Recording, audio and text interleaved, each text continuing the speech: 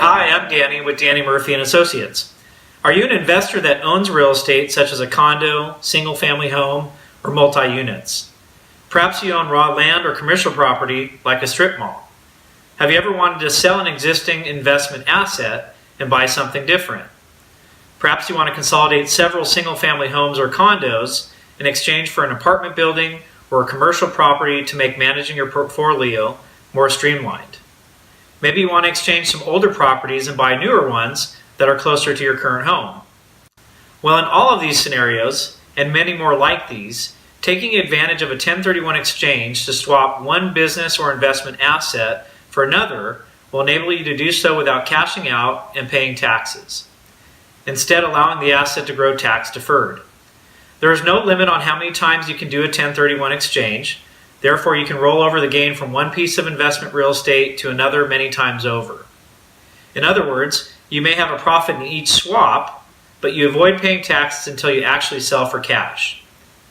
1031 exchanges are for investment and business properties only, not personal properties, so you can't swap your primary residence for another one.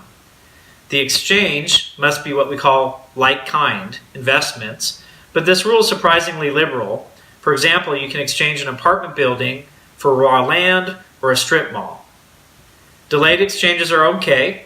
In fact, the majority of 1031 exchanges are delayed, whereby you sell one investment asset to a party and then identify and close on another investment asset with another unrelated party. This is known as a third-party exchange, and again, they're very common.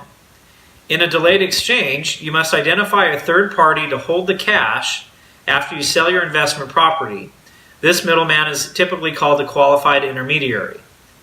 As far as timing rules, there are two time frames that you must abide by so as not to disqualify the exchange and therefore be subject to paying taxes right away. First, within 45 calendar days of closing escrow on your previous investment property, you must identify up to 3 properties of equal or greater value to the assets sold that you plan to acquire and specify those in writing to the intermediary.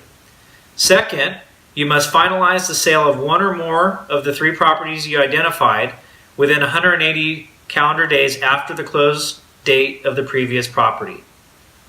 If you have any cash left over after the exchanges are completed, that cash is called boot and is subject to taxes, so plan accordingly.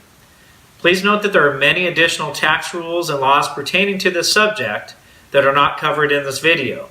And I'm not an accountant or an attorney, so please consult with the appropriate qualified professionals before taking action on this topic. But for all of your answers to all of your real estate related questions, or for help buying or selling, please call me anytime at 949-413-6967 or visit our website at www.thesocallife.com. Thanks.